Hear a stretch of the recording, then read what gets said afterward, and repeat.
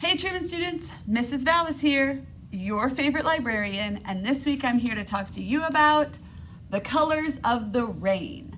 This is a historical fiction and it takes place in 1972. The main two characters in this book are Polly and his sister Charlie.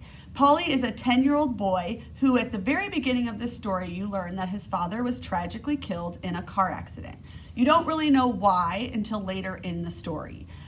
Charlie and Polly's mother goes into a really deep depression and goes to a facility. Meanwhile, they go live with their aunt. While all of this is taking place, they also are starting a brand new school in the middle of Houston School District during the war of desegregation. Read this book to find out what happens.